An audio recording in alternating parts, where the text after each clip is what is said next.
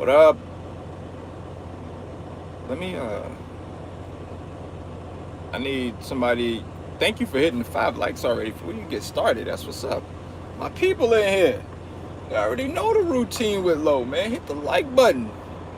If you're new around here, hit the subscribe button. Hit the bell so you get notifications when I go live, like right now. And for the month of June, because it's going down. Let me adjust something real quick. Matter of fact. Alright, for the ones that's in here right now, while I wait for notifications to get out there like that, is the camera shaky? I need to know. Is the camera shaky from me having my truck idling right now at 9 RPM? What's going on, G-Nut? I see you in here. RSC Trucking was good. You said no. So I just turned the RPM back up. Because on my end, my phone holder is shaky as hell. Make sure you hit the like button when you step in here, man. It shows the support, the appreciation. Alright, you ain't gotta pay no money over here with me. Only thing I ask you to do is hit the like button. That's your way of supporting me. I appreciate that. Robert Scott was good. Is the camera shaky though?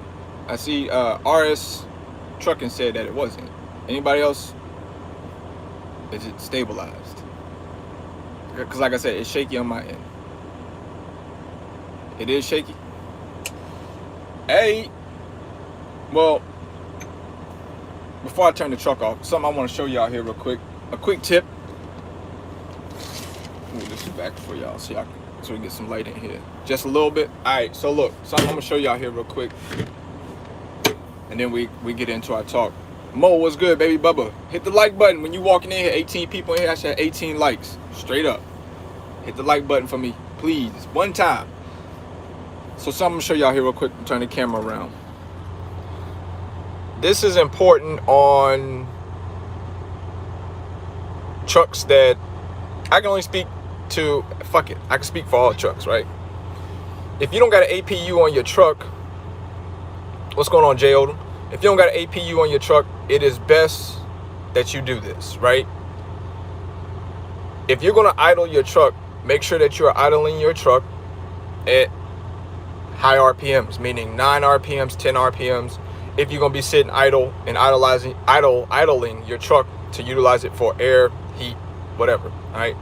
So on these new Cascaders, this is 2019, I'm going to show you guys how to quickly do how to idle or turn your RPMs up. If you have Opti Idle, you don't have to worry about it because Opti Idle automatically does it for you. I know my camera's shaky right now. I'm about to turn the truck off, but I'm gonna show you guys this real quick. Turn this around. Oh, my finger's on the camera. All right. So on the new trucks, this is, let me go back. All right, well, let me go back here so I can show it to y'all all over again. All right. So when you don't have your idle turned up and you're idling, right? So your truck normally idles somewhere about 6 RPM, as you can see over there on the left-hand corner. You guys see my illuminated engine light on.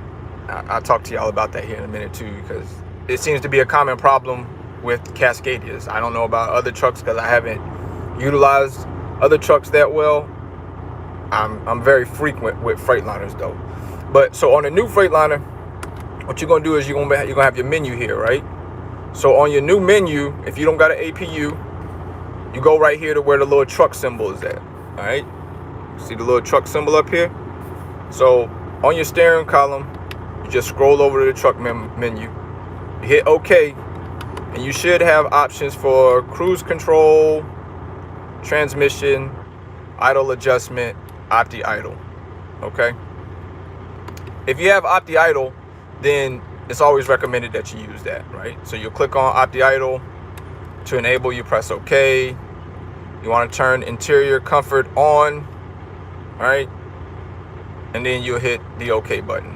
I'm not going to do it because right now it would turn my truck off. What I want to show you is if you don't have Opti Idle on your truck and you come to this setting right here underneath the truck, you have what is called idle adjustment, right? You hit idle adjustment, and then on your steering column, you want to just turn it up as far as it can go. Most of the time on these new trucks, it's going to go up to 9 RPM. All right. So if you're going to sit and idle because you don't have an APU and you need to utilize your truck for air, this is what you want to do. All right. You don't want to sit there and idle your truck and have it at the standard idle of 6 RPMs. This tends to mess up your DPF system, your DEF system, clogs your filters, all this other stuff. It's best to run your truck at idle at a high RPM. All right. So to get away from having DEF and DPF problems on these trucks that have these DEF systems and DPF systems, make sure that you turn your idle up on there. On older Cascadias, what you're going to do, if they're not the new body style like this one, you're going to turn your cruise control on, right? And then you're going to hit the acceleration for your cruise control, and that's going to turn your RPM up too. That's going to make your RPM go up. Get it up to about 9-10 RPM and you good. That's how you should do it on a older Cascadia, older body style Cascadia. That's not one of these new ones that has the dash that looks like this. All right. So that's one way to keep yourself from being in the shop for DEF, DPF problems. Low. Why are we high idling the truck? What it does is it pushes the oil and pushes a lot of the soot through the filters easier than if you were just sitting there building at 6 RPMs. It's not a high rev and it's creating your filters to be clogged. All right. When you run it like this at a high idle, it tends to know when your truck needs to kick itself into a regen to clear out your filters. So it's best that if you're going to idle your truck, you don't have an APU, you don't have an opti idle, to set your idle when you're sitting to about 9 to 10 RPM. All right. If you have opti idle, it's automatically going to set the shit to 9 to 10 RPMs for you when it turns on. All right. That's just a fact. And like Phil says, fuel doesn't burn enough at 600 RPM. So just a quick tip for y'all, man. Hope that y'all understand that so that you don't have DEF and DPF issues with your truck. Make sure that you idle it at a high idle, 9 to 10 RPM. All right. I'm at the shop now because of this. Wow. Sorry to hear that for you, Walker. Take this tip with you, man, and you'll do all right. All right. Idle your truck high if you're gonna be sitting idle. All right. Now we're gonna talk about this illuminated engine light here. It seems to come up so much on Cascadias. Y'all know what that most of the time what this light is on these Cascadias? Anybody in the comment section? Anybody know? Man, matter of fact, if I even tell y'all what why this light comes on so much on Cascadias, I need y'all to get the likes up. 53 people in here, 20 likes. I ain't feeling it. I ain't feeling it. I need y'all to get the likes up. All right, get them likes up. I need about 40 likes, man. Then I'm gonna give y'all, drop some game on y'all to tell y'all whenever y'all see this illuminated light, for the most part, what it typically means on a Cascadia. How do I know? I get my whole fleet is Cascadias, and 9 times out of 10 when that light comes on and I take it into the shop, it seems to be for the same damn problem every time. All right.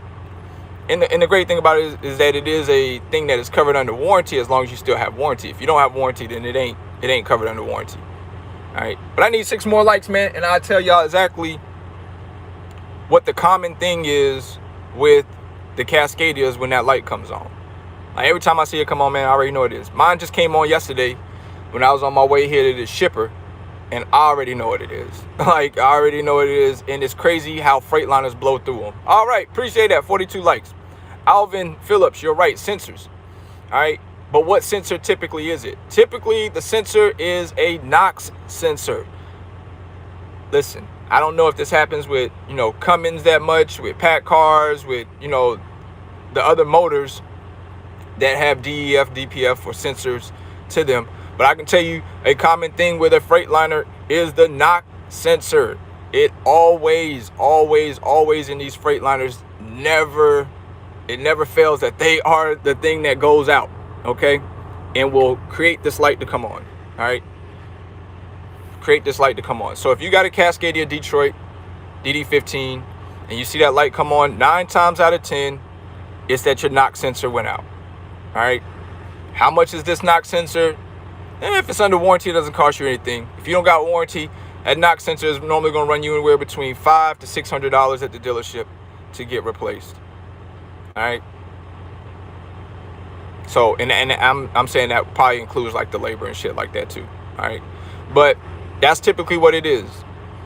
Can you run with this light on? Yes, you can. You can run 1 mile. You can run another extra 20,000 miles. But you do need to get this fixed, because that knock sensor eventually, if it gets to the point of being too bad, it will derate your truck. All right. If you guys don't know what derate means, it means about to make you go real slow, 20 miles an hour, 25 miles an hour until you get it fixed. So, you know, get to it whenever you, at your leisure, make sure that you get the knock sensor replaced, because that's more than likely what it is on a DD15 whenever you see that light come on. And because what's so strange about it is you'll go here, let me see on my thing, right? So you'll go here and try to figure out any active codes, and you'll select what it is, and the only thing that says my active code is my washer fluid is low. So it's not even telling you that your knock sensor is out. It's just know it's the knock sensor that needs to be replaced. All right. All right, that's that tip there for y'all for the day. All right. So what I'm gonna do right now, because y'all said that the camera's shaking, we're gonna use some natural air. Cut the truck off so that y'all can hear me clear and that the camera ain't shaking. All right, so the title of this video, we are 12 minutes in. Okay, first 12 minutes. Hope you guys was able to learn something mechanically for your truck, especially if you got a DD15. That typically tends to be the thing that turns on that solid engine light on your truck. All right, so title of this video is I'm going to address some false beliefs in trucking, or some false narratives that I've actually heard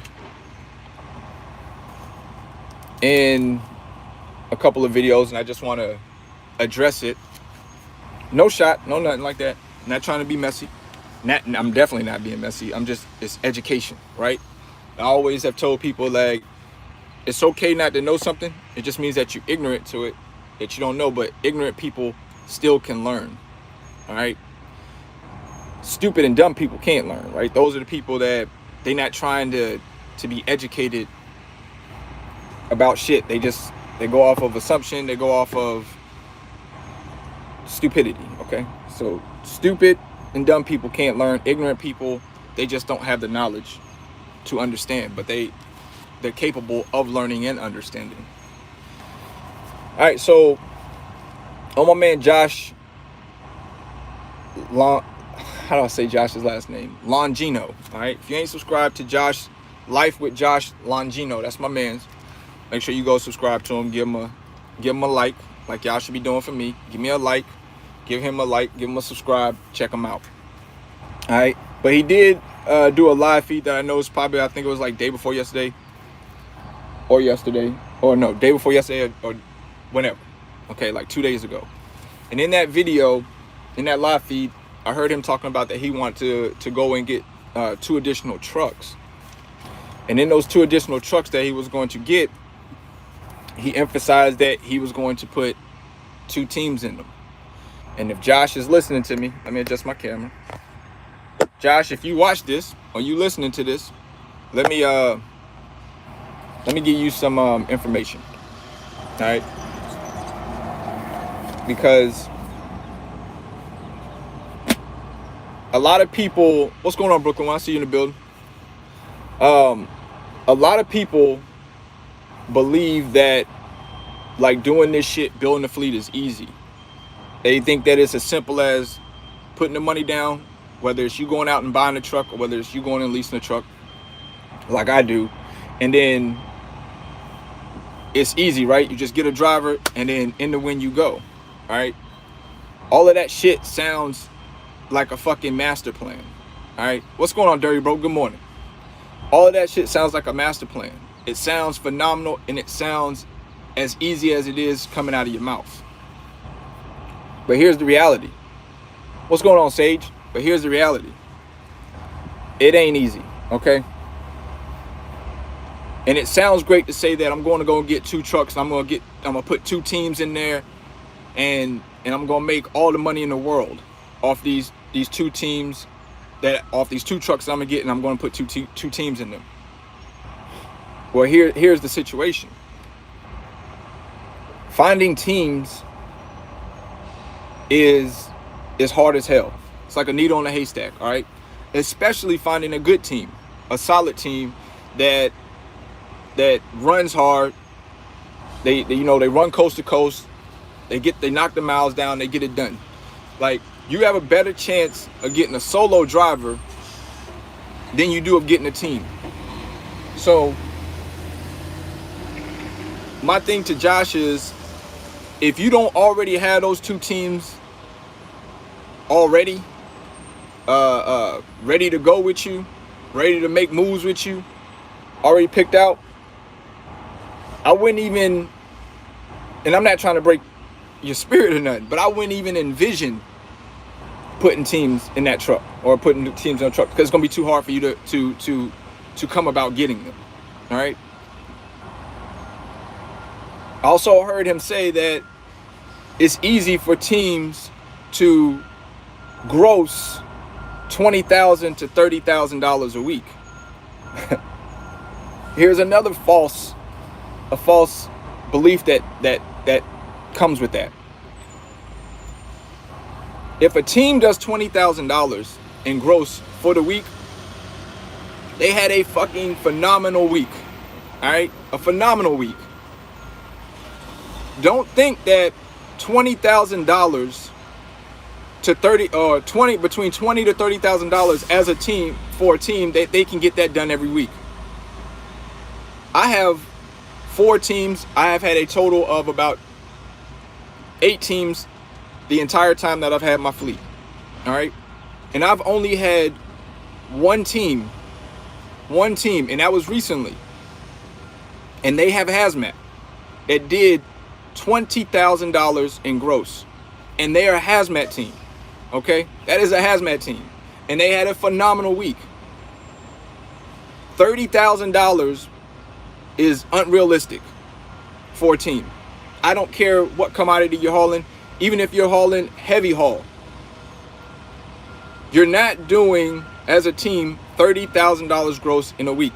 For one, most of the time, if you're doing heavy haul, you're not even a team operation, right? Because they have permits, they have to shut down in states by certain times. So it doesn't even make sense for a heavy haul to be a team operation, all right? And I'm talking about, my team is a hazmat refrigeration team, all right? So we can pull dry hazmat loads and refrigerated hazmat loads. And $20,000 gross, and it was a little bit over 20,000, probably like $20,400 gross. But I've only seen my team, and out of all 8 of my teams, that was the only team that grossed over $20,000. What's going on, Miss Richardson? I see you in the building. That's the only team that grossed over $20,000. So I don't want Josh to get the false belief that he goes and gets these 2 trucks, easy as throwing 2 teams in there and then making $20,000 to $30,000. And I do believe that Josh thinks like that's going to happen every week. That's not going to happen every week. All right, that's not going to happen every week. I can tell you right now, realistic ballpark, and I'm talking about, even this is $20,000 before carrier takes cut. So we're talking about gross 100% before carrier takes his cut was $20,000 hazmat team. All right, so the realistic numbers that you need to base what your trucks are going to do, and I'm gonna give it to you, right? The realistic number for a solo truck, you could say, is going to do anywhere between $5,000 to $7,000 revenue. All right, the average realistic number. All right, some trucks do above that. They do 8, 9, 10. And those are the trucks that, they running. They running, they gunning, they doing their thing. All right. But that's not an average. All right. So you can't say that your solo trucks are going to average $10,000 gross every week, because that's not going to happen. It's unrealistic. You're going to set yourself up for not failure, but you're going to set yourself up for disappointment. Because when they don't hit that number, you're going to be feeling some type of way like, am I failing? Am I not doing this right? No, it ain't that you ain't failing, that you ain't doing it right. It's just that your expectations are unrealistic. All right. And I don't want you to fall victim to, if you get those 2 trucks and you do get 2 teams and they ain't hitting $20,000 revenue every single week, you feel some type of way, or you feel like them drivers ain't getting it done. Nah, because you set yourself up for an unrealistic number. All right. Realistically, as a team, you're doing good if you can get a team to gross between 12 to 15,000. Anything past that, just look at it like icing on the cake. All right. It's icing on the cake. This way you don't set yourself up for unrealistic expectation. Yeah, I'm talking about hazmat, Miss Richardson. Even like I just said in here, I know you just walked in. I got a hazmat team that they can pull a hazmat reefer and they can pull a hazmat tanker. I mean, not tanker, I know you do tanker, but they can pull hazmat reefer and hazmat dry. And the most I have ever seen gross on that truck, and that was a fucking phenomenal week. That was a phenomenal week. Was $20,000 and like $300 total gross before carriers, came out. And this is pulling off a spot market. All right, we ain't talking about contracted freight. I'm talking about spot market. All right. And I heard Josh say that he's gonna put 2 teams in there, and that they're gonna gross $20,000 to $30,000 a week each. And then, he was calculating his numbers to it. And my thing is, my man, slow down, pump brakes, because you're giving yourself an unrealistic expectation. All right. And then when you don't meet it, you're going to be pissed off. So, and I could tell you this because I have teams. All right. And teams ain't easy to find. All right. Teams are a dime a dozen. Like, well, not even that. That's a disrespect. Let me say, teams are a needle in a haystack. Let me take that back for my teams. They're a needle in a haystack. Why? Because their relevancy in the industry is so important, because they can expedite freight. They can move freight faster than a solo driver can. So teams are like gold in trucking, and teams know their worth. For the most part, unless you're at a mega carrier and you're a rookie team, right? So you're building up to get your experience. And and most teams know, once they build up to get their experience at a mega carrier, they moving on. They going to get a bigger bag, a heavier bag at another place where they can get more money for being a team opposed to being at the mega carrier. So most teams know their worth. So you're not going to be able to finagle a team and cut them on some BS rates, or cut them on some BS money, because they're gonna bounce from you. I'm telling you that right now. They gonna bounce, bro, and they're gonna move on to somebody that can pay them their worth. With a solo driver, it's a little bit different. It's night and day difference ballpark, right? Solo drivers can only do but so much. They can only drive 10 hours a day. Drive 11 hours a day, then they got to sit for 10. All right. So solo drivers technically can't expedite freight unless they run in, some type of glider kit, some type of older truck where they can use log books, and then, they can fudge their log books, have 2 or 3 log books and what have you. Or unless you're at a carrier where y'all just unplugging the ELDs and you running down the road illegal. And I would never suggest you do that, because if you get in an accident, you kill a family, just forget about it, right? Just forget about it. You risking your CDL, you risking your livelihood, you risking your family, and you risking other people's family. So with that being said, with teams being such a prevalent in this industry, and them being gold, bro, they expecting gold, right? They ain't taking peanuts at all. They not gonna take peanuts from no carrier, because they know how many other carriers would love to have them. and could treat them right and give them the money they want. So to Josh, I just tell you, man, think about that, bro, before you get those 2 trucks, because I know that you're talking about getting the 2 trucks somewhere like around end of June or July. But I would say no before you make that move, because I know you over there at F2F and you seeing numbers on what you're doing, and you're assuming that a team can do this because of what you do. But what you need to realize is the way that you run your truck, you cannot expect drivers that's coming in to run the same exact way you do. And I fell victim to that, right? I expect drivers to run the way I run, because when I'm out here and I'm running, I'm out here to run to make my money. I'm not out here to play games. I'm not out here to play around. This ain't a sightseeing tour for me. I'm out here, I'm running my 70. I'm getting to it, all right?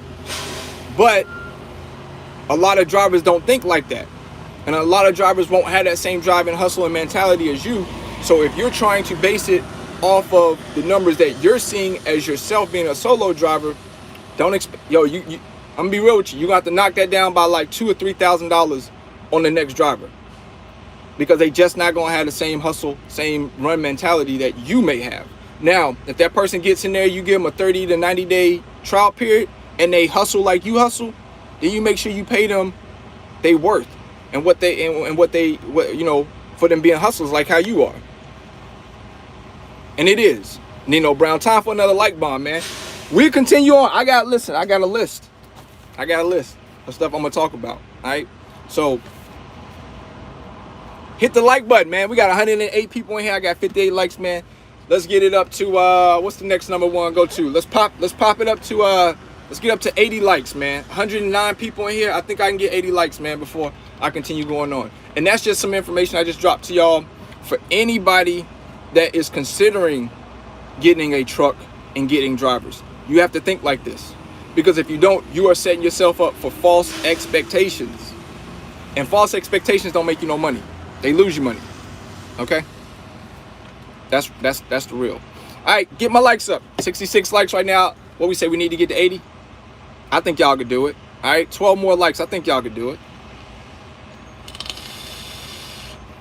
What's going on, Larry? I see you in the building. Call me Cooley, baby Bubba. I see you out there. Let me give you a stick. I got you with a stick. Call me Cooley. I got you with a stick. Oakland Raider, my man too. I got you with a stick.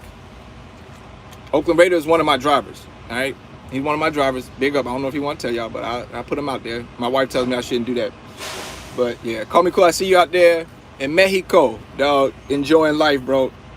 I can't wait to get out of this truck, because I do need a vacation, bro. I need one. Oh, man, I need one bad.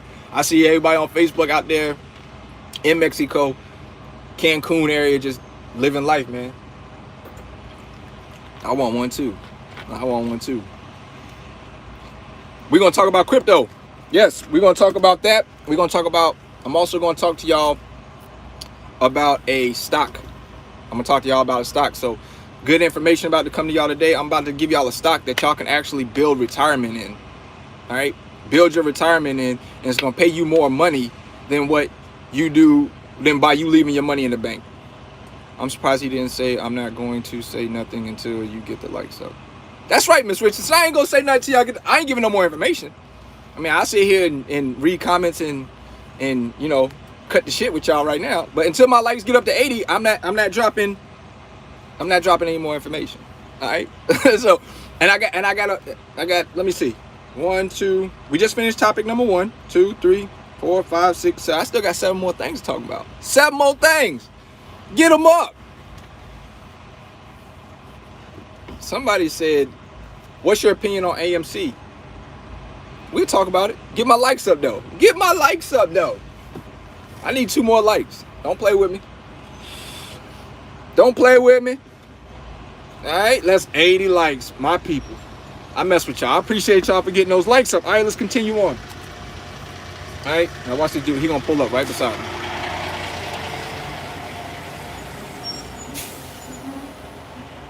Bro, it literally is. I gotta show y'all something. Hold on, because we got time. This dude parking right here beside me. Okay. Right here beside me. Look at all these spots over there. Why? Why? Bro, I'm up here at the top of the hill, bro. Away from it. Why you parking right? And then I bet you he gonna run his truck. I bet he gonna run his truck, man. Ain't gonna make all this noise. Just huh? Loading?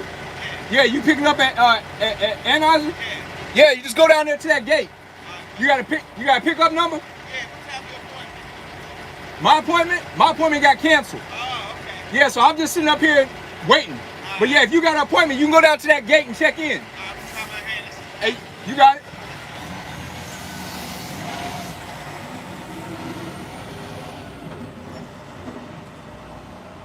What he doing? All right. Drivers helping drivers, baby. That's what y'all just seen right there. Drivers helping drivers. My man eating a chicken nugget and backing up. It's all right, dog. Just, okay, whipping that thing. My man. Well, I be damn, boy. That boy hit it. Yeah, that was a pretty smooth move. You better watch out for that black cat crossing the road, though. You know, black cat crossed the road. Bad luck, buddy. You better slow down. But don't hit the cat, bro. Don't hit the cat. Cat with the, oh, he done hit the brakes. Oh, you done let the black cat cross you. Oh, okay, it didn't. Cat stopped. All right, let's see. Yeah, he might have got lucky, bro. The black cat now is sitting right there in the road. Okay, now the cat walking across. Okay, he might be safe. Okay, if any of y'all that believe in those fairy tales, you know, step on a crack, you break your mama back. You know, black cat crossed my path. I got bad luck the rest of the day.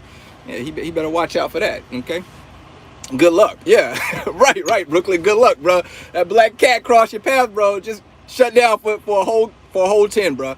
It's gonna be a bad day. Speaking of bad day, let's get on, cause y'all got me with 88 Lex. Let's get on.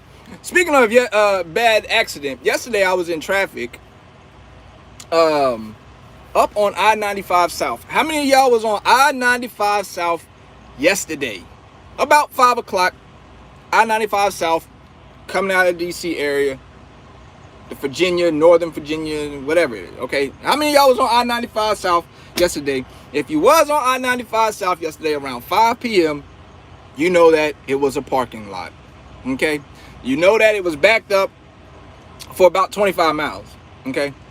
Why was it backed up for 25 miles? Because right there at mile marker 155 in Virginia on the I-95, there was an accident that blocked all 4 lanes, okay? All 4 lanes. So, needless to say, yeah, we sat on there and basically wasted a whole lot of time. I had this appointment. Nino Brown says you was there, right? All right, so you know, right? It was tragic. Okay, it was tragic that it took that damn long to clean up and block all 4 lanes. I had a pickup here at Anheuser-Busch in Virginia. I was coming. My drop off was in Fredericksburg or Federalsburg. Y'all know where Federalsburg, down there by Ocean City, Maryland, and I had to come all the way up out of there and take the 95 all the way over here. All right, I left there Federalsburg around 2 o'clock, had a pickup here at 7 p.m. last night. Well, with that accident, I didn't get here until about 9 o'clock. Pull up at the guard shack, told them about the situation, and it's always heavy traffic there. Yeah, but yesterday it was standstill. We were at standstill and we were back, and it was backed up 25 miles of just standing traffic, of us just standing there because all 4 lanes on I-95 in Virginia, right there at the weight scale, you know what I'm talking about, the scale in Virginia on I-95, right there, 155, all 4 lanes blocked going south. All right, so I pull up here, little grumpy guard shack dude who make about $10 an hour. You're an hour and a half late. You gonna have to reschedule. Reschedule a fucking, you want me to, so I'm like, yo, you want me to reschedule a beer load? First of all, anybody who picked up a beer loads know that these joints is extremely heavy. All right, it's paying well, I can't complain. Okay, I can't complain. I was going 120 miles loaded, 2 stops, paying me $1,400. All right, Once again, let me say that again. I was going 120 miles, 2 stops. The first stop was 40 miles from here. The next stop was 80 miles. All right. You do the math. All right. 120 miles, and they wanted to pay me $1,400. But I'm like, yo, bro, I'm not rescheduling no damn beer run, bro. You know what I'm saying? Like, yo, I'm here, okay? Ain't my fault there was an accident up there in Virginia. I tried to get here as fast as I freaking could. But I looked at the guard dude like, yo, who you talking to, bro? This ain't getting rescheduled, okay? Either y'all put it on my truck now or finito. It's done. It's done deal, okay? Because the first one was supposed to deliver at 8 a.m. this morning, and the other one, the second stop, was supposed to deliver at 11 a.m. It's over, all right? I contact my dispatch team. They tried to contact the brokerage. No answer, of course. You know what I'm saying? Late night. Well, it really wasn't even late. It was like 8, well, like I said, 9:07. Couldn't get it to get rescheduled or whatever. So it never seems to fail. Then the broker's gonna call me this morning and say, hey, how's it looking out there? Looking great. I mean, they didn't take me last night. You know, load off the table. You know what I'm saying? Like, we don't want it, right? This was a 7 p.m. so I could deliver 8 a.m. situation for $1,400. That ain't even an option no more. We're done, all right? Slide him off to the left, all right? But I don't know. I just wanted to say, if some of y'all was in that traffic yesterday on I-55, it was tragic, man, because it was a backup that was ridiculous. All right? Let's carry on with our next subject. That was subject number 2. We're going down the line here. Next thing is, I don't know if any of you guys, let me get a thumb up in the chat, down in the chat. Are any of y'all subscribed to Not Your Average Trucker? And if Not Your Average Trucker watches this video, big ups, man. You know I mess with you. Both of us are out of Charlotte, North Carolina. We both live in Charlotte, North Carolina. I believe, yeah.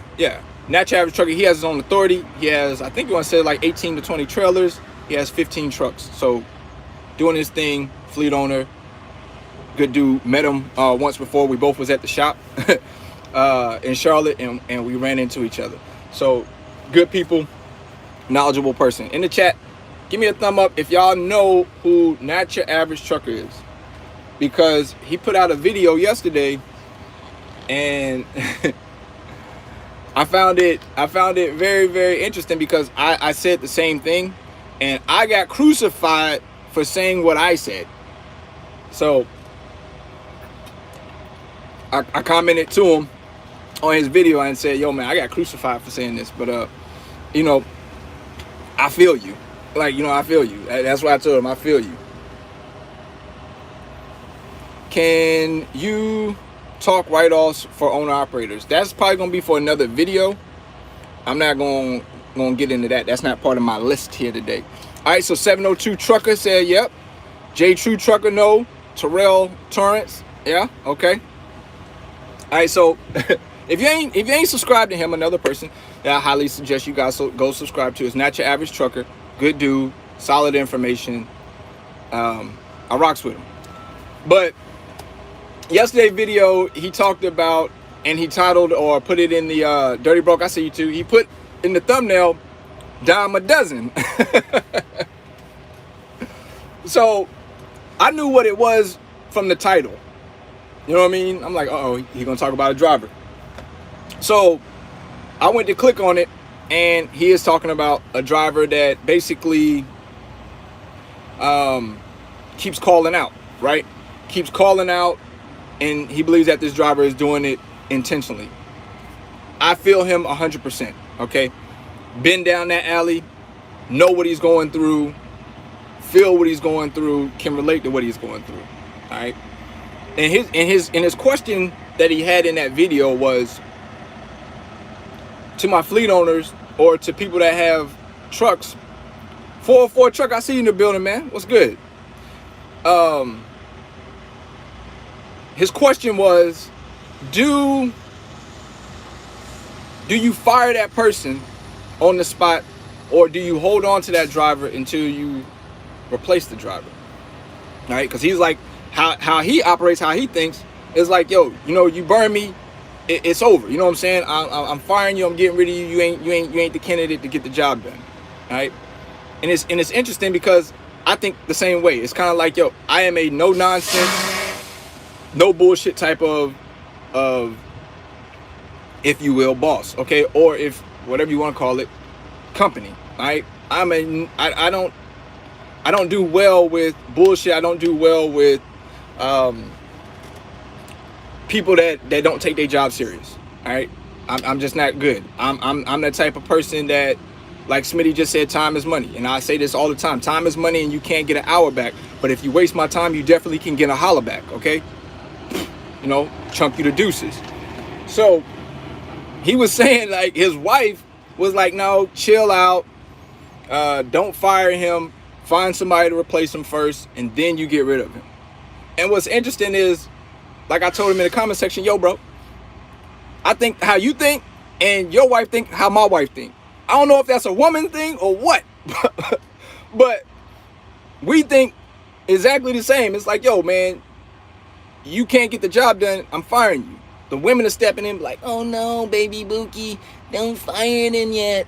Give him a chance, or wait till you find a replacement before you put the next person in the truck. You just don't give it. I feel him. It's kind of like, fuck all that. You know what I'm saying? Fuck all that. You can't get the job done. You ain't making me profits. You really not making no money. We got to part ways, all right? Especially if you come in with a bunch of bullshit, okay? Me, once again, the character in LoShawn is, I don't like excuses. I don't. To me, excuses are things to make you feel better. What's going on, Brandon? I see you in the building.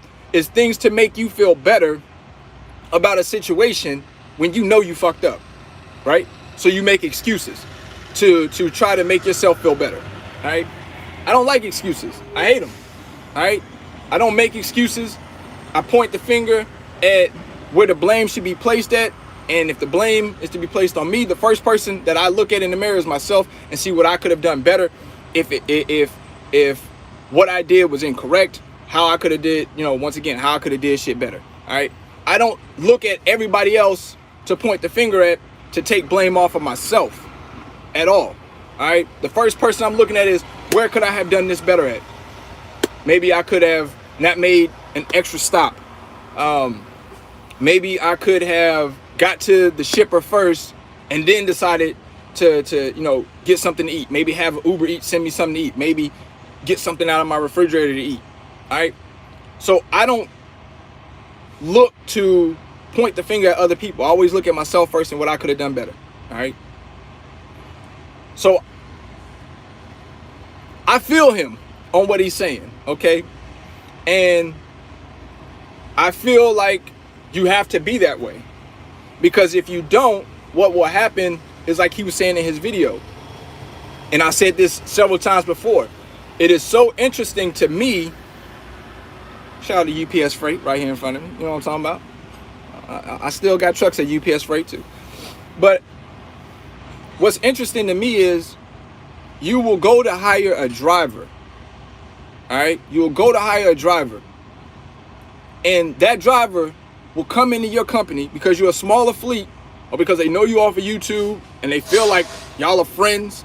And I keep trying to tell people, if you know me off of YouTube and you come to work for me, we ain't friends. All right? You coming to me for a job, I expect you to do your job. I expect you to do your job to its full potential. All right? And I tell people this all the time from Jump Street. When you come to me, I am not a friendly employer. I am a fair employer. All right. I expect you to do your job and to run your clock to its full potential. And if you can't do your job to its full potential, then I will fire you. Okay. Don't think like this is all sweet and, oh, I'm working for low. You know, I watch you. I've been watching you for 7 years. You got me in the game. That's cool and dandy and great. But if you come over to my company and you do not perform how you should perform as a driver out here, being efficient, getting the job done, your ass is fired. Okay. And then if you feel some type of way about that, you can go on YouTube, you can make your videos, you can unsubscribe from me. It's cool. All right. Listen, some of these drivers believe that they are the one screw that stays in your boat that keeps you from sinking. How many of us have felt that way? We go to a company And we feel like you feel like this in yourself. If it wasn't for me, they wouldn't be around. Okay? Well, see what happens when you leave and then you look back and in 10 years they still in business. So apparently you wasn't the screw that kept them afloat, right? I'm just saying. How many of us think like that? We probably do. We feel like we're the asset to that company. And what you don't realize is at times you could actually be the fucking liability to that company. And they just waiting to replace you. Truck drivers are replaceable, Brandon. Some of y'all be on y'all Beyonce shit. Y'all be thinking y'all irreplaceable. I'm just saying. I'm irreplaceable. Fired. All right? Fired. Another job you looking for. You wasn't irreplaceable. All right? Fired. Okay? Fire, F-I, and then R-E-D in capital letters. You're fired, bro. You're out of here. Fucking ass is out of here. Low going in, bro. I do. All right? But his video was very dope. And what I found dope about it is that, and how I can relate to him is that we both are fleet owners. We both go through the same shit. And what's unique about it is I lease all my trucks on my fleet. He owns his trucks. And guess what? End of the day, me and him both go through the same exact shit. The same exact shit. And this is why I find so funny where people are like, ugh, leasing versus owning. You're talking about a fleet owner who leases 12 trucks. You're talking about a fleet owner who owns his 15 trucks. And guess what? We encounter the same bullshit. The same bullshit. All right? So, I thought the video was dope. If you ain't checked it out, go check it out. It's a real video. Even though when I put my video about that, I got crucified. All right? I got talked about like, that's why you can't get no drivers. Oh, that's what they said in the comment section. That's why you can't get no drivers. You got that 50 slaves mentality. No, I don't got no 50 slave mentality. I got the I'm not cutting for your bullshit mentality. Okay? You wanna have bullshit with you, you wanna fuck around, what you can do, and I ain't said this in a while, y'all know it's coming off the top rope. You can take that shit way the fuck over there. Okay? You can take that shit way the fuck over there. And what I mean by way the fuck over there, you can take it to another carrier that's going to put up with your bullshit. Okay? TBE Trucking. Thanks for the $4.99 super chat. Says, what up, bro? Chilling, bro. Salute to you. Appreciate that super chat. Once again, if you want to give a super chat for me to acknowledge your comment, that's the way to do it. It highlights it. Bada bing, bada boom.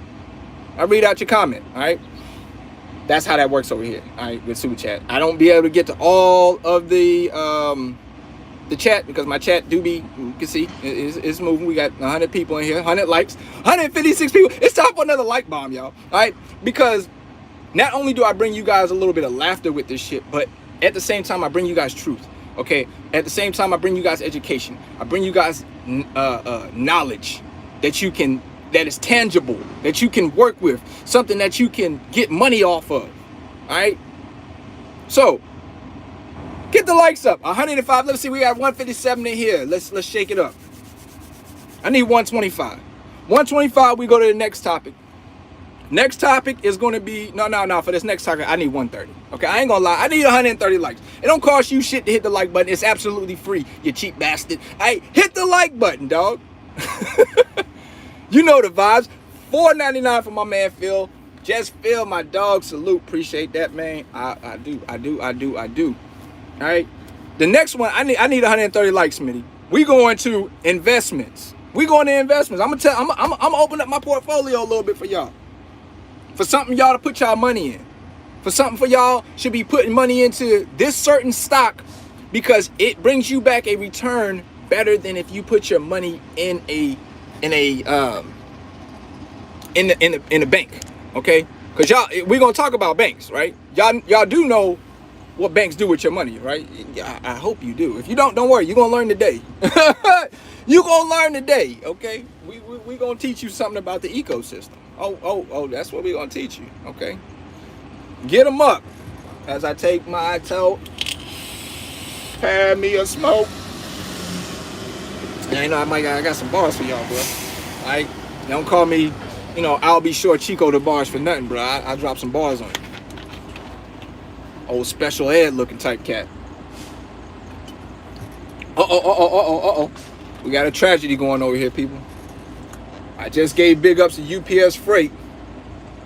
My man looked like he in a bit of a pickle over here. I hope he didn't tear up his truck right there already. His fender he about to jackknife this shit. Bruh. All that room down there. Why you trying to cut it right here, bruh? Oh my God. Oh my goodness. Oh my damn. Oh my damn. Y'all want to see this shit? Look at this shit. Oh my damn. Oh my damn. Oh my damn. I think he done messed up his fender there. Ooh wee. My boy. God damn it. God damn it, bro. I think he messed up his fender over there. God damn, bro. Jesus, man. Jesus. Get that shit up out of here, man. You already got the hood on there that's colored gray, so you already had a little accident, my man. Get that shit up out of here. Got UPS Freight out here looking bad, bro. What you doing, bro? Side of the fender bent in. He done messed up. He done messed up the fan, bro. He done messed up that fan, bro. I know he done did that. He just did that, bro. Get your ass up out of here. Anyway, 127. I need 3 more likes, bro. I need 3 more likes. 404. My man 404 Trucker, he know what I'm about to talk about. And why 404 know what I'm about to talk about? Because I've heard him speak about this before. And when he spoke about it, I was like, bruh, cut the live off, bruh. You too much sauce. Too much drip. 404. Because I've been investing money into that shit for a long time. Okay? This stock I'm about to give y'all has been my retirement fund. Alright? Has been my retirement fund. I literally put hundreds of dollars in it each freaking week. Okay? Come on, 2 more likes, baby Bubba. 152 people in here. I need 2 more likes. How hard is it, dog? The FX market is crazy. Now, I'm about to give you a retirement stock. Okay? A retirement stock that you can't lose with this shit. It's inevitable to lose. You can't. You cannot lose with it. Oh, 132. All right, so let's go. The stock that I use as my retirement funding, okay? And that I suggest that all of you guys get into and use as your retirement funding as well. I just seen that somebody said it down here, Jay Mars. He's already hit the game, so he's smart as shit. All right. Vanguard S&P. Vanguard S&P. You can find this on any platform for stocks. It's on Robinhood.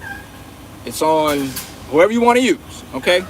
For those of y'all that use Robinhood, Ameritrade, Vanguard itself, Vanguard S&P, all right?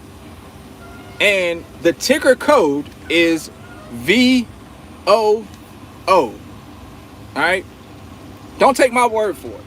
Go look it up, all right? Don't take my word for it. Go and look it up. Vanguard S&P, excuse me, ticker code is VOO. Go look it up. If you putting money into that right now, it is setting you up for retirement. Like Jay Mar just said, put money in there and forget it. Forget about it. All right? Put money in there, forget about it. By the time you turn ready to retire 65, come take a look at it. I guarantee you, your money then doubled on what you put in there. So if you put $500,000 in there, you know, right now, I'm gonna tell you, here's the fact. Numbers lie. I mean, numbers don't lie. Men lie, women lie, numbers don't lie. Go take a look at the shit, all right? In 5 years, it has made 100% back. So that means if I put 500,000 in there, I made $1 million. I got $1 million right now. It is better than any bank investment that you can do. All right? Because see, this is what some of y'all are doing. Some of y'all are putting your money in the bank. All right? Some of y'all putting your money in the bank, in a savings account, in a checking account, thinking that that's the move. Because visually, in your eyes, you want to see your money. And even by you putting it in Vanguard, you can see your money. Just go look. Just go look at it. All right? Just Phil says, wow, you must have went and looked it up. $2K a month. That's what 404 Trucker say he putting in there. So you put $2K a month in there, huh, Trucker 404? So by the time 404 Trucker gets to 65 years old, which I'm not quite sure how old you are, but if he's putting $2K a month in there, his money is going to be double by the time he's ready to pull his money out for retirement. It's going to be double. Right now it's trading, I want to believe, at somewhere about $345 a share of that. Don't even look at it like that. Who cares? Who cares if you don't even have enough to get a full share? The point is, whatever you put in there, in 5 years, it doubled its value already. All right? It's going to bring you back more interest on your money than a bank. A bank ain't going to do nothing, but you won't even get 1% interest on your money. You won't even get 1% interest on your money if you leave it in a bank. You know what a bank does with your money? A bank takes your money and loans your money out to businesses, loans your money out to people, personal loans, and puts an interest rate on your money. So what is a bank doing? A bank is utilizing your money to get paid. A bank is utilizing your money to make them money when they close, when they open, when they awake, when they sleep. So why in the world would you want to put a large amount of your money into a bank's ecosystem that they're not even doing nothing with your money, not even giving you any type of interest on your money for them loaning your money out to people? Not their money. They loaning your money out to people. You ever notice? Whenever you do $10,000, they want to know why you want to take $10,000 out. They want to know where the $10,000 is going. If you deposit $10,000 or more, they want to know where it came from. Now, I know some of y'all going to look and be like, oh, that's because IRS wants to know about it. All right? They want to track your dollars. That's why. No, that's a stock. Go look it up. VOO, if that's what you're asking me, Rob BX. VOO. It's called Vanguard S&P. It is an awesome retirement build up for you, if you will. It's better than a bank. Like I said, most of y'all want to put your money in a bank. Most of y'all want to put your money in a bank. Put your money in this. It's just as good as an account. But except for on this one, you gaining interest on your money sitting there. And they not utilizing your money to borrow out to other people. You feel me? They not doing that.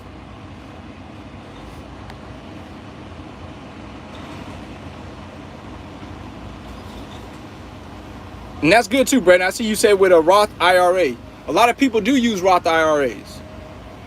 But with this, like I said, in 5 years,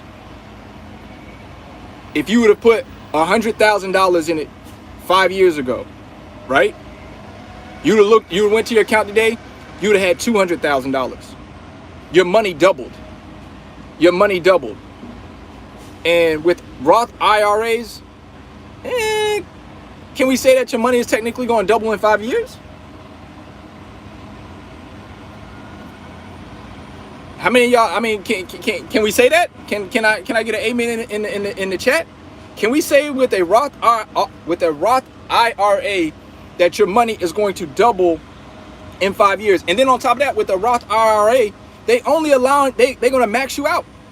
That's the thing about it. They are going to max you out. They're going to cap you. Okay? With this, you ain't got no cap. Just keep dumping your money there. Just keep dumping your money there. They ain't gonna limit you. You could have $10 million in there.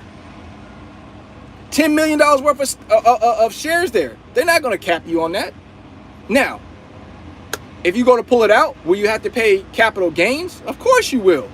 But even with you having to pay capital gains, it's way better than you leaving it in a bank and them loaning your money out and you not getting nothing for them utilizing your hard-earned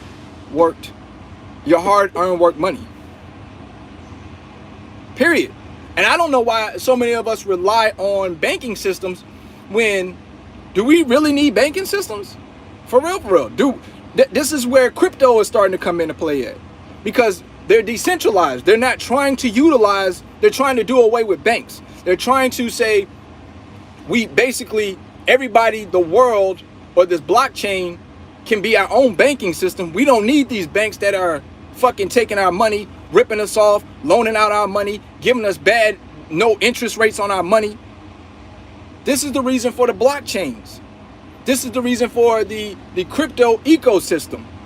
This is the reason why so many people should be wanting to do it, so that we can get rid of these financial institutions, these banks that are sitting here literally in our face robbing us. Literally.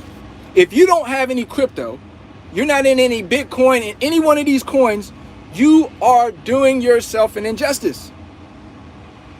You are not up to what the wave is going to be. This crypto is the future. Period.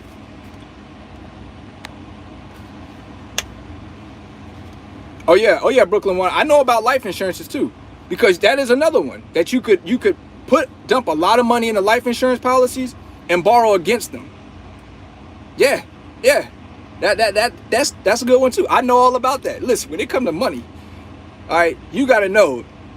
Know about it, okay?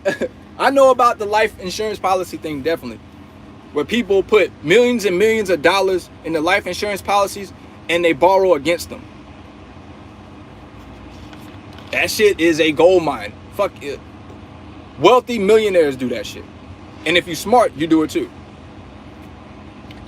But the problem is that most Americans, most people in America have financial, they don't have good financial literacy. They don't know about banking. They don't know about money. That's why it's not taught in the school system. All right? Why do school systems not teach about taxes? Why do school systems not teach about being wealthy? Why do school systems not teach about how to take this money and put it into stocks and stuff like that? You know why? Because they want you to rely on their system. And what is their system? The government. All right? They don't want you to be educated, bro. They want you to be dumb, and they want you to die broke. Period. Die broke, work forever, and make the ones that are wealthy wealthier, because you too foolish or too stupid. I wouldn't even say stupid. You're too ignorant. Once again, we're going back to ignorant. You're too ignorant to know what to properly do with your money. You see, when we start talking about money shit, y'all see, I went from 171 down to 145. 30 people left, because those are 30 people that don't want to hear this. They ignorant. They rather hear dramatic stuff. They rather hear things that don't make them no money, that don't put them in a generational wealth. I preach this all the time. In a generational wealth situation, leave something behind for your kids' kids. It ain't just about leave something behind for your kids, but what about your grandkids? So then what your children can do is take over what you have and leave it behind for their grandchildren. This is how the wealthy get wealthy. It ain't about getting rich, because you know what rich is? Rich ain't nothing but a poor person that struck luck. Wealthy people don't talk about they got lucky. You ever notice that? Wealthy people don't talk about they got lucky. Wealthy people bust their ass, they work hard, and they continue to grow for the future. Rich people got lucky. I'll let that sit on y'all mind. Get the likes up, man. We're going to continue going. That's deep right there. Brooklyn One, I see you in here. It's too deep for him. But y'all idolize rich people. Y'all will idolize rich people. You idolizing a person who got lucky. Fuck, you can get lucky. Go play the lottery and hit it. You become a millionaire. Does that mean that you know how to gain wealth? No. That just means that you got lucky.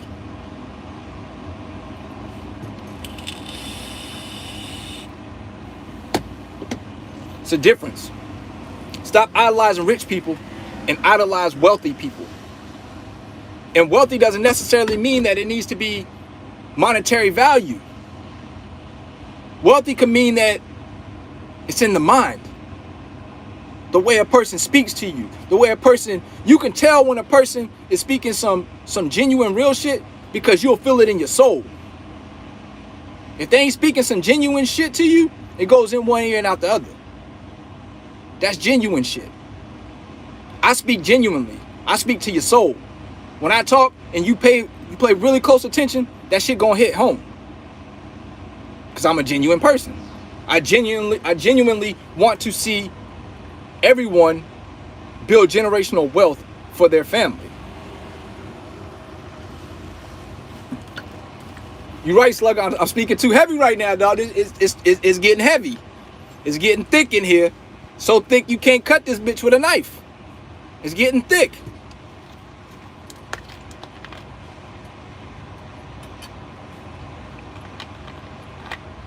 And I just find it interesting where people say that they woke to their culture. Or they woke. They woke out here. Are you woke?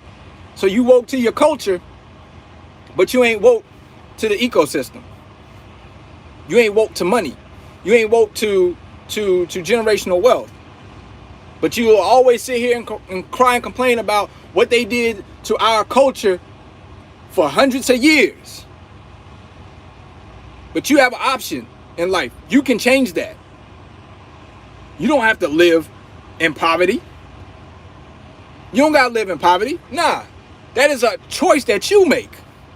You choose to live in poverty. You choose to make excuses on why you can't get to where you at.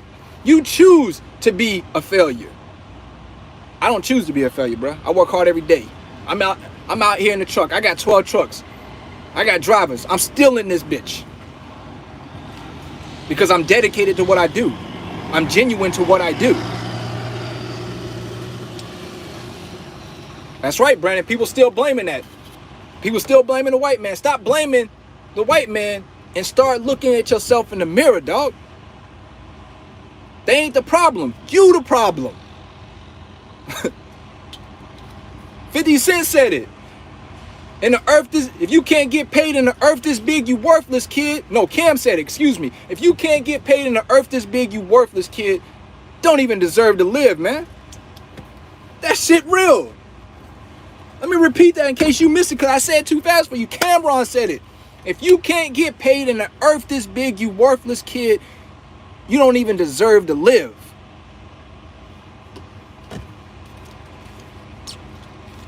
Y'all lucky I ain't at the crib on my little board, cause bomb drop, boom. You know what I'm saying? Like, kaboom, bruh. Kaboom. Some of y'all, like I said, will make excuses to make yourself feel better about your situation. And y'all suck. The reality of it is you suck in life, bruh. It ain't this man, it ain't that man, it's you. You suck.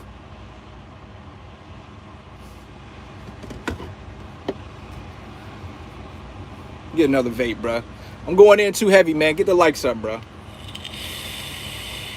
164 people in here, 144 likes. I appreciate y'all giving me the likes. Let's get them up some more, bruh.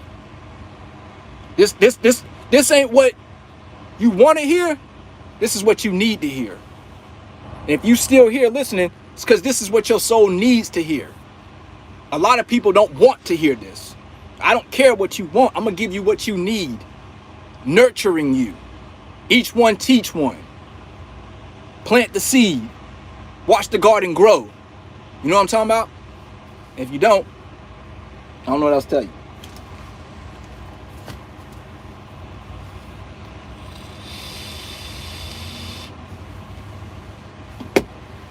I appreciate those likes, man. I appreciate them. Now, some people was talking about some cryptos. All right, listen, I ain't scared to tell about no crypto. I ain't worried about if they come and shut my channel down. All right, they shut my channel down. Guess what I do? I will fucking make another one. I got other platforms y'all can follow me on. If you ain't following me on my other platforms, make sure you go and do so. All right. No Cash App. All I want is likes. That's it. That's right, Gina. I don't want no Cash Apps. I'm doing good. I'm good. Everything I'm talking to y'all about right now, I invest in myself. Financial freedom. Just hit the like button for me. Yo, these guys is wilding out with these turnarounds here. I mean, they literally are trying to jackknife they trucks, man. They wilding. So I already gave y'all the Vanguard S&P. All right. Once again, the ticker code for that one is VOO. I suggest everybody that is listening to the sound of my voice, invest money in that. If you can, pull your money. Listen, for a bank, the only reason that you need a bank, okay, is if you're trying to establish credit, or you're trying to buy a house or buy something that they want to see settlements, statements from your bank for XXXX, whatever. All right, you leave just enough in that bank, okay? You leave just enough in that bank. You don't gotta give the bank all of your money. Diversify.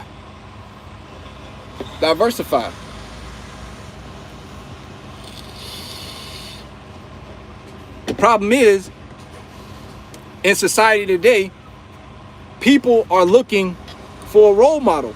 I ain't a role model, dog. Nah. Don't look at Lo as a role model. I ain't one. All right? A lot of y'all looking for role models when y'all need to be finding real models. All right? One that's going to keep it real with you all the time. A role model ain't doing nothing but playing a role. Let that sit on you for a minute. Think about it. Think about it. A lot of shit I'm saying, y'all might be missing. So I'm gonna repeat it for y'all. A lot of y'all are looking for role models. Don't look for a role model. Look for a real model. Somebody that's gonna keep it real with you at all times. Because a role model ain't doing nothing but playing a role. Food for thought. Y'all do the dishes, baby. Y'all do the dishes, baby. It's thick in here. It's thick in here. We're on a different altitude. We're on a different level. You might not be able to breathe in this type of weather. You might be starting to feel like you're up there in Denver, Colorado right now. Different altitude in here. And here we go. Not true. The government know everything is going digital. They are going to have to adapt as well.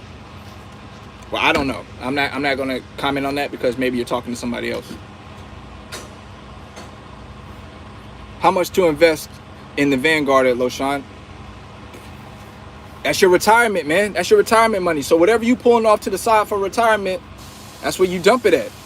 All right? Because it's going to double up for you. By the time, like right now, if you are in your 30s, and especially if you're in your 20s and you dumping in the Vanguard right now, shit. By the time you hit your retirement, you're going to be you're going to be a millionaire. You're going to be sitting on millions. You're going to be sitting on millions. And let me tell you something. Nobody else retirement plan going to be having you sitting on millions like that. That's another good one. 404 QQQ is another good one. If you ain't buying XRP, you're crazy. All right, so y'all want to start talking about crypto. So my crypto portfolio consists of ADA, which is Corvana. I'm heavy on Corvana, all right, because in my opinion, I feel like Corvana is going to be where Ethereum is at today in 4 years. So if you're able to buy into ADA Cardano right now for under $2, and you look up 4 years from now and it's trading at where Ethereum is trading at right now, which is $2,500, you rich forever. See, the problem is most of y'all don't have patience. Y'all don't got patience, right?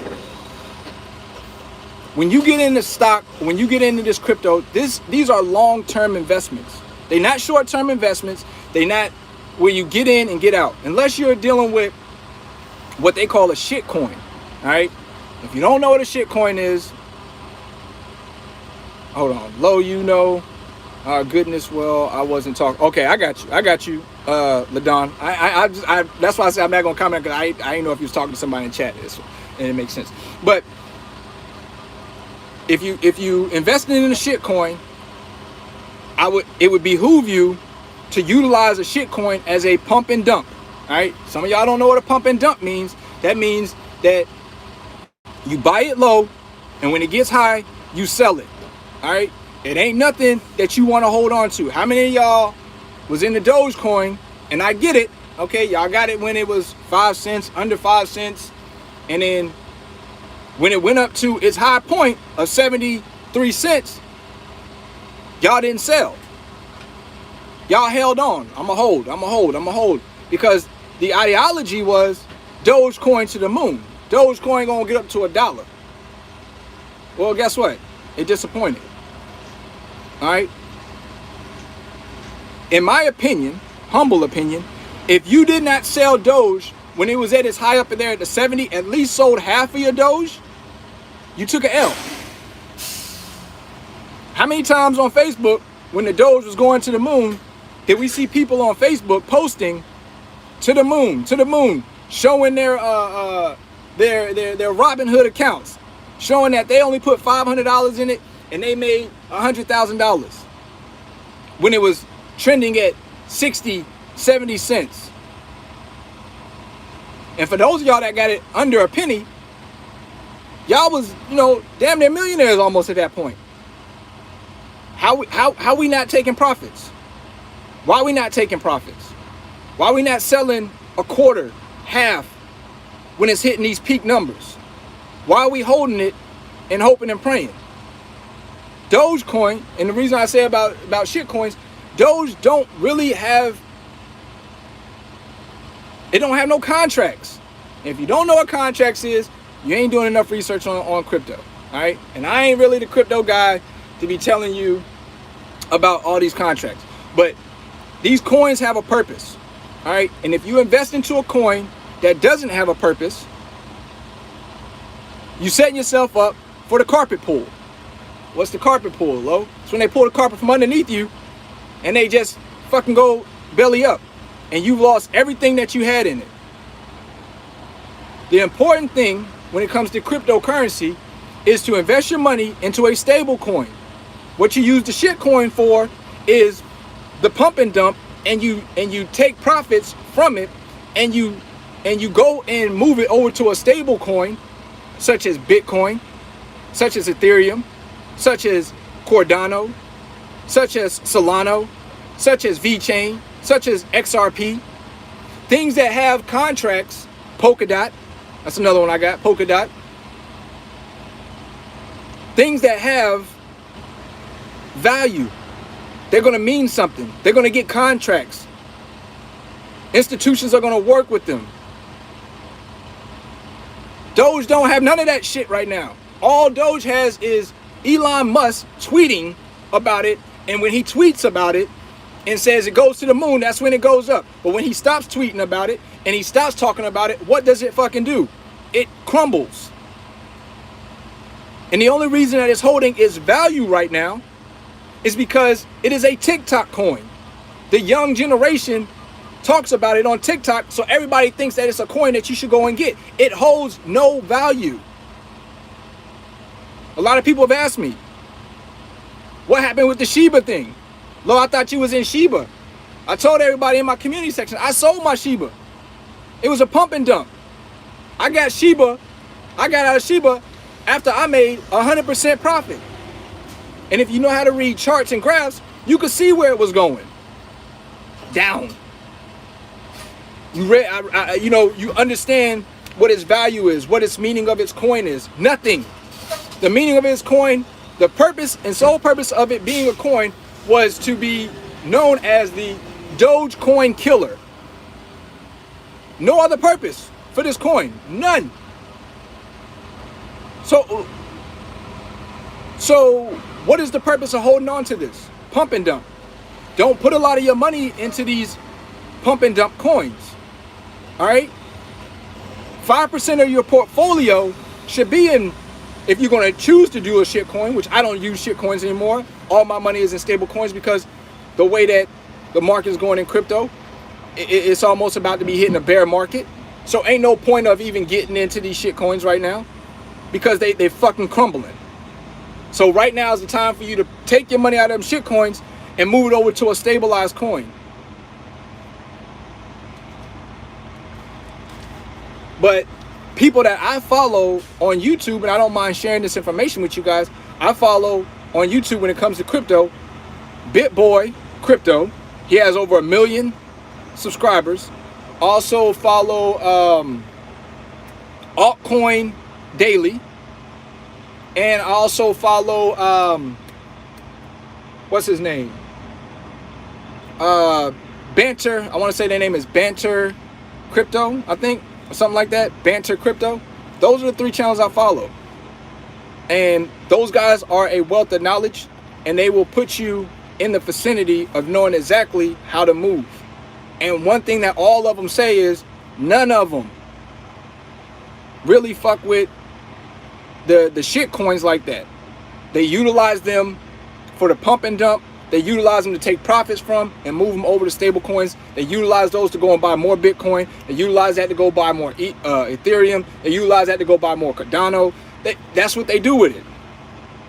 They don't stay in it, and they don't keep adding money to it. I know Bitcoin's still going down, but Bitcoin going to bounce. It's going to bounce back. Bitcoin ain't never been a shit coin. Bitcoin means something. Hell, Bitcoin is actually used today. Don't believe me? Even though stopped using it to buy Teslas, but at one point in time they was using it to buy Teslas. You know, you can exchange Bitcoin, online for goods. You can't exchange Dogecoin for goods. It holds no value. Bitcoin is a new cryptocurrency for gold. I don't know if some of y'all know that. That's why people are getting Bitcoin and holding on to it. Because it is the cryptocurrency value of gold.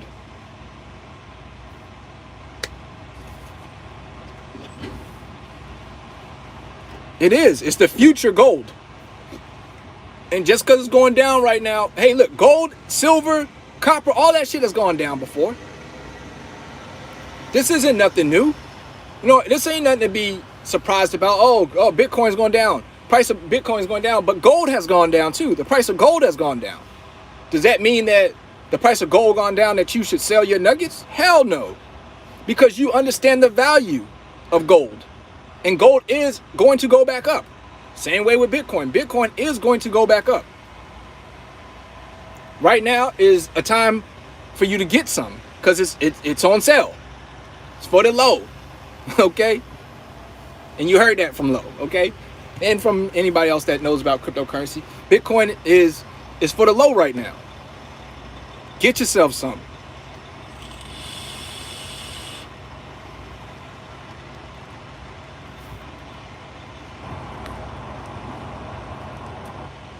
Shiba has a purpose and growing its utility. It's just new. Shiba ain't gonna do nothing, my man.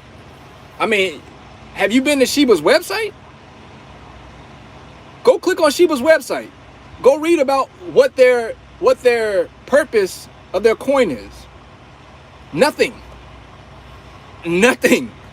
And they state that the purpose of their coin is nothing. You don't want to buy big into a coin that has no purpose. None. It makes no sense. It makes no sense.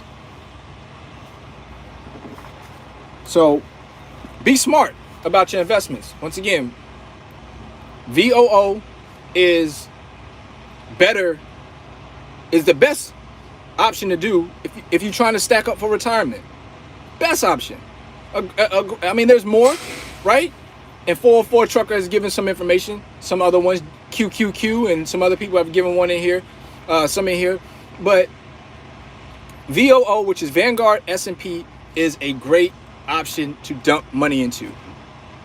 Okay? Use them over your bank. All right, let's see. The next thing I want to talk about is a 10K to invest with risk. All right, so what I don't understand is that people think that there is no risk to reward, right? So a lot of people are looking for, if I invest my money or if I put my money into something, I want it with no risk. And I'm here to tell you that doesn't exist. All right, realistically, that does not exist. If you're going to invest money, you have to understand it comes with risk. All right. The risk could be that you lose everything, okay, that you've invested. But the reward is the shit could pop. Okay. And if it pops, it makes you better. All right. It puts you in a, this is what entrepreneurs, this is what wealthy people do. I read a saying somewhere, or a quote somewhere, or a meme somewhere, where it says, what is the difference between wealthy people and broke people as far as their monetary money goes? Okay, monetary money, however you want to look at it. What's the difference? And it says that a wealthy person will invest 90% of their money. Invest 90% of their money. What does a broke person do? A broke person spends 90% of their income, of money that they make. That's sick. That's sick. So with a broke person spending 90% of their money and a wealthy person investing 90% of their money, if that wasn't true, then a wealthy person wouldn't be wealthy if investing wasn't the thing to do.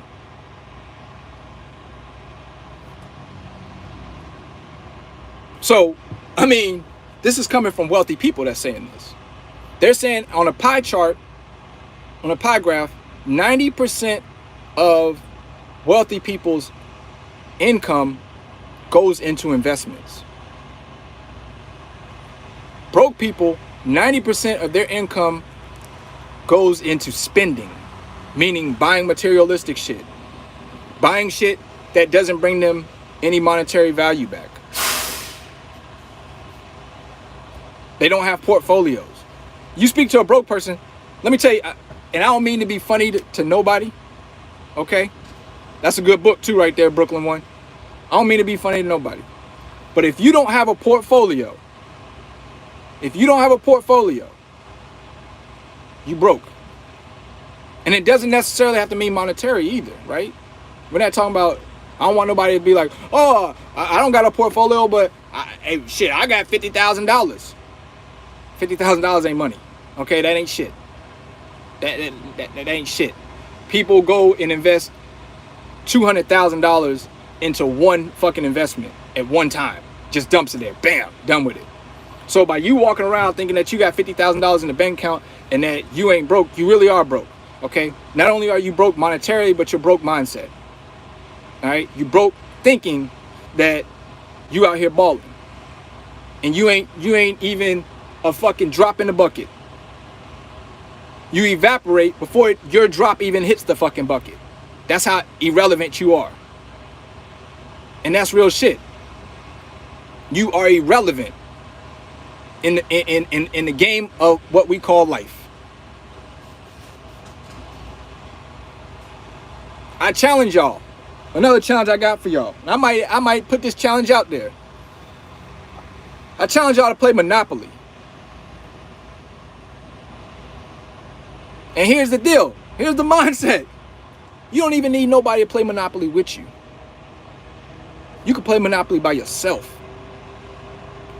Set up the 4 pieces. Label the 4 pieces. Okay?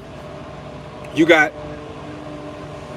entrepreneur, you got a wealthy one, you got a broke guy, and then you got the working class guy.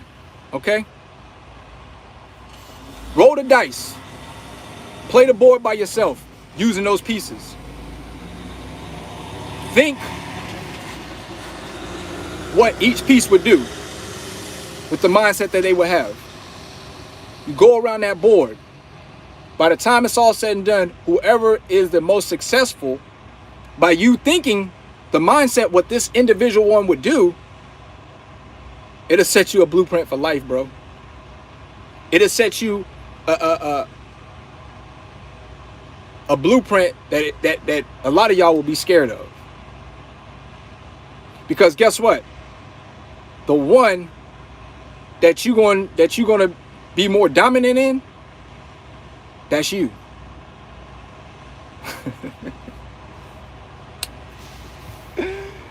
Oh God. No, this is too much drip, bro. It's too much drip, bro. Monopoly is a 4-player game, but you don't need 4 players to figure out which one you are. You don't.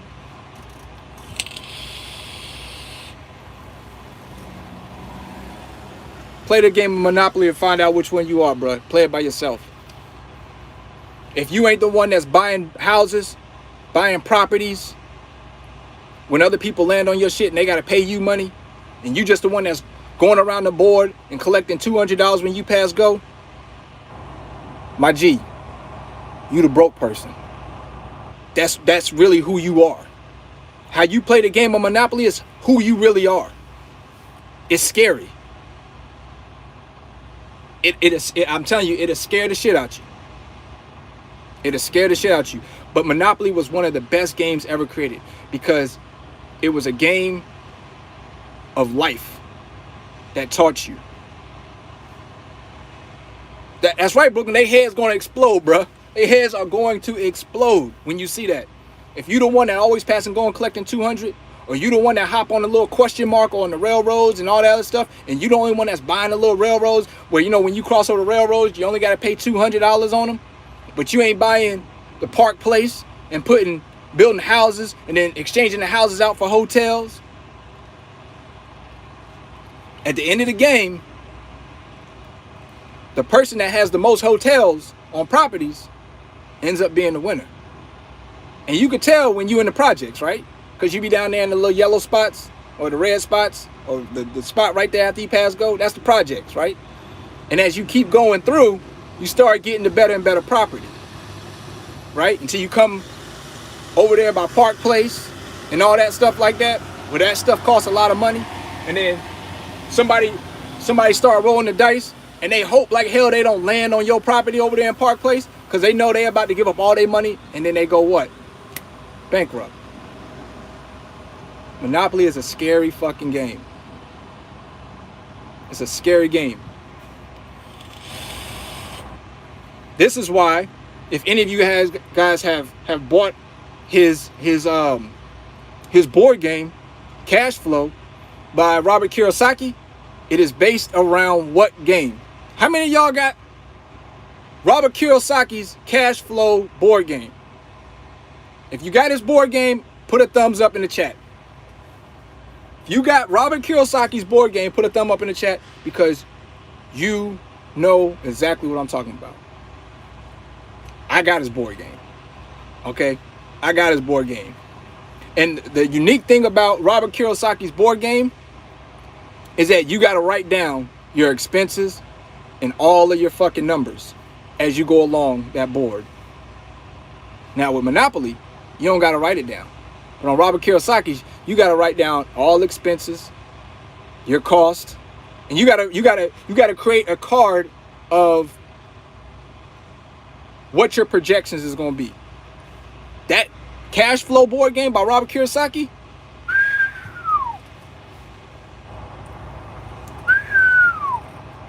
that thing, different level.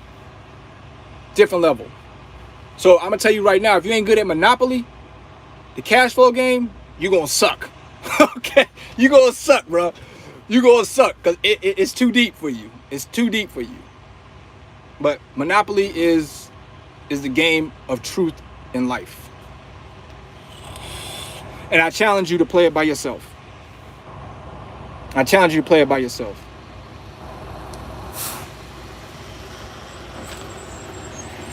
So people was asking me about investments. I know that some of you guys don't like sports betting, and I think a lot of y'all don't like sports betting because y'all look at it as gambling, right? Or most of y'all don't understand it, all right? Everything is gambling. Stock market, forex, trucking, getting in a car, driving down the road to the grocery store, you gambling, all right? Sports betting, people look at and they frown upon like, oh, that's gambling, but they don't look at other things in life as gambling. Everything in life is a damn gamble, all right?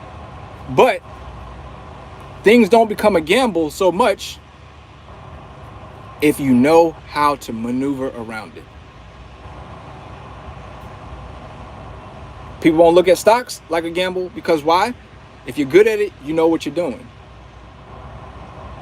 Sports betting is just another avenue for me as a stream of income that I make as an investment. All right.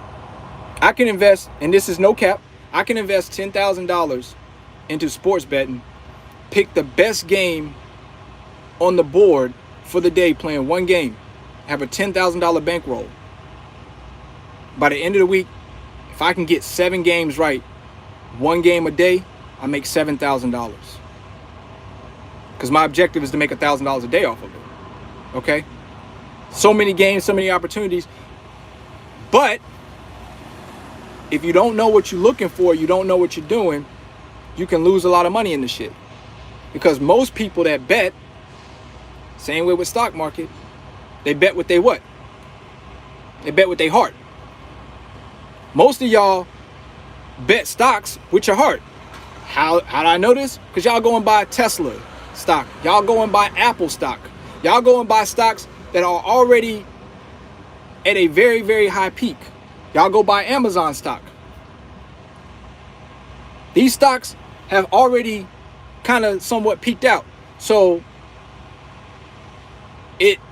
it doesn't hold value at that time. It don't hold value. And the thing about sports betting, how you can make good money in this shit, you have to understand value. This is how I'm successful in sports betting. I understand value.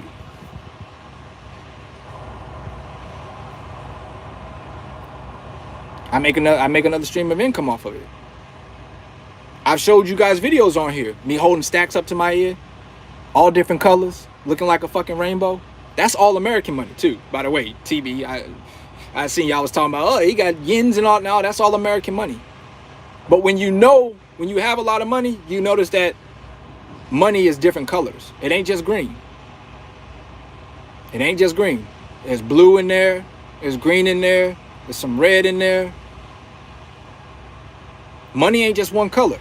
And we're talking about American money. It's all different. It red, blue, and green. RGB. Isn't that the colors? Red, green, and blue? Something like that. It's all different colors.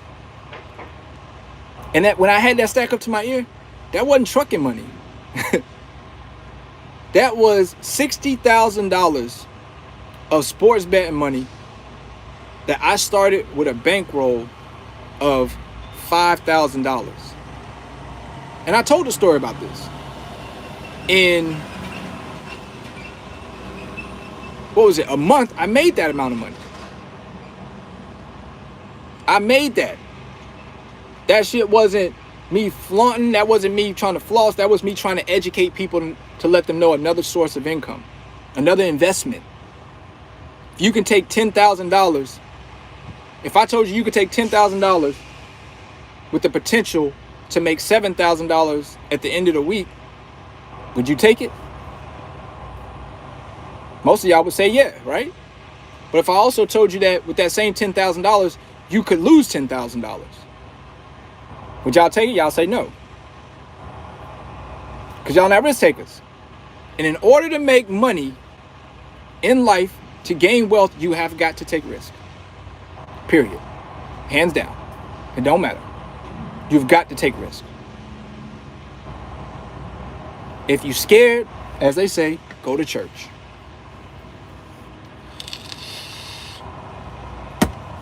So that's just another investment story I got for y'all. A lot of people think that I purchased my trucks off of trucking money, and I haven't. All the units that I have, I've gotten from investments outside of trucking. Investments outside of trucking has purchased trucks for me to invest into this. So what I do is I have my other investments pay for my other investments, pay for my other investments.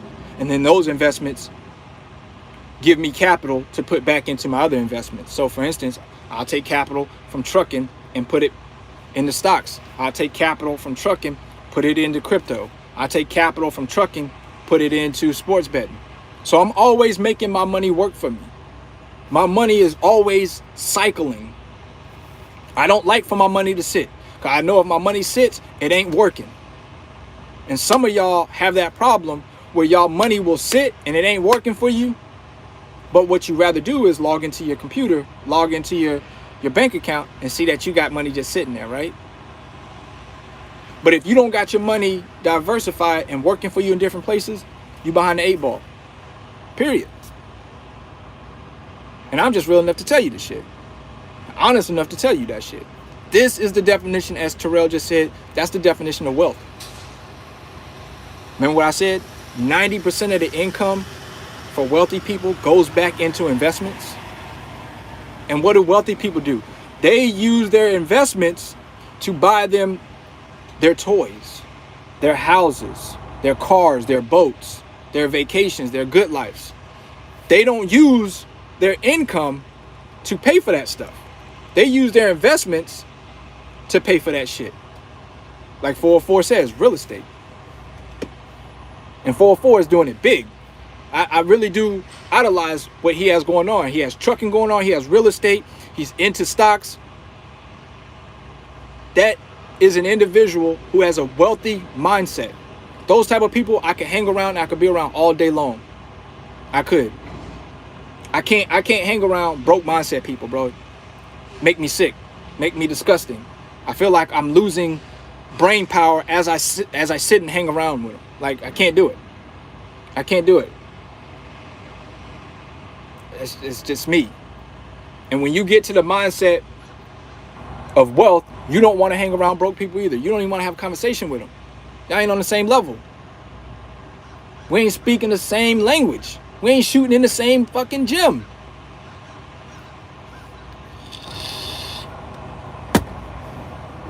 That's real shit. If y'all are interested in that sports shit, for all my cats that know that been fucking with me, football season right around the corner. I'll be back advertising again for football season, and y'all already know how lethal I am in football. Okay, for those that was with me during football season, crushed it. Crushed it. People know. I made some people some life-changing money, and that's a fact.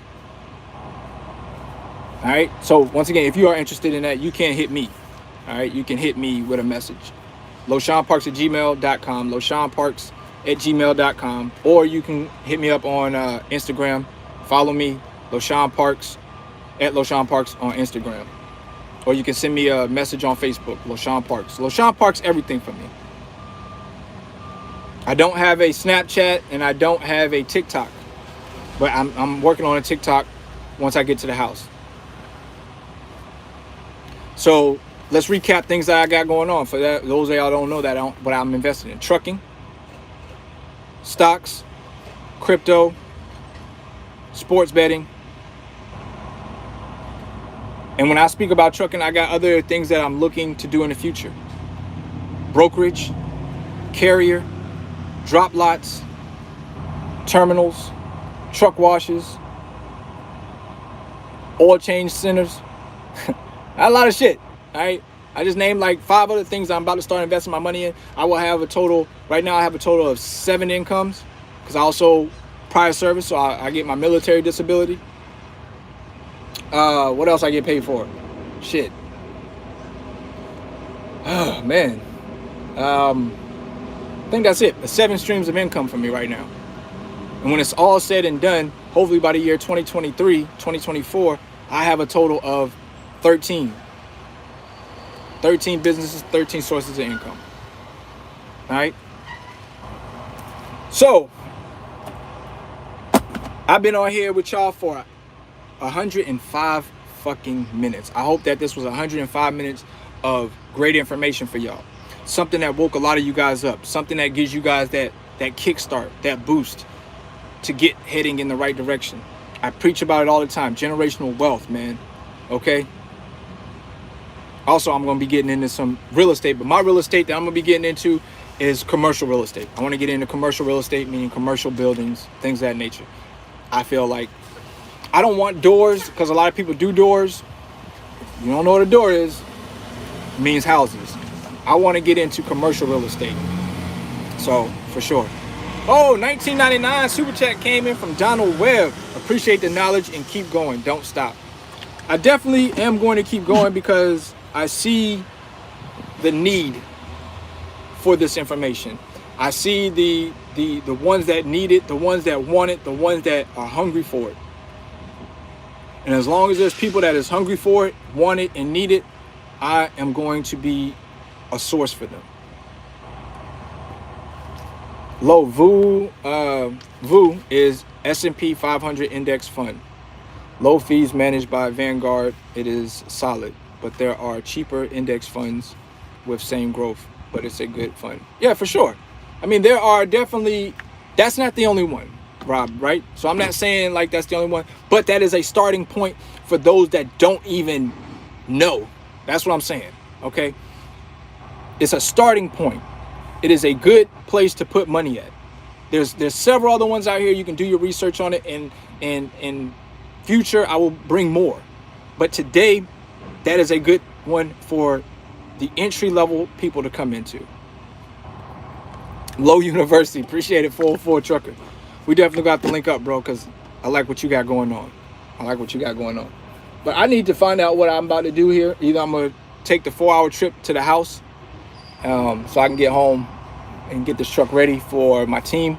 I got a team coming in this one, and then get ready to get you guys some content from my studio with my mic and everything else, and be in some AC and have sound effects, bring people into the stream and everything like that.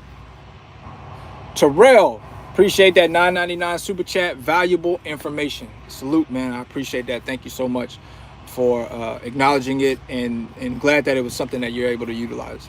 All right, we're getting ready to wrap this up. On your way out the door, make sure that you hit the like button. Also, if you can do me a solid, share this out. Subscribe to the channel if you have not already subscribed. Hit the bell so you get notifications. All this information I give to y'all right here, I don't charge for. I just ask you guys to hit the like button. This way, people can see the value in the content that I'm putting out. All right. I give y'all what I want to give y'all. So if I come on here and I'm doing a live or I bring a video to y'all, it don't cost me. I mean, it don't cost y'all anything. I just hope that y'all are able to utilize it and get to the generational wealth. All right. My damn mouth hurt. Been talking too goddamn long. And I'm done talking. All right. So all y'all be safe. Don't do nothing I wouldn't do. Like, be unsafe. As always, winners focus on winning and losers focus on winners. We're winning all day right here. Trucking with LoShawn Parks. More to come in the future. I'll see y'all maybe later on this week. I'll be at the house probably Thursday, so I'll probably do a podcast show on Thursday from the crib. All right. Y'all stay up. Salute. Double salute.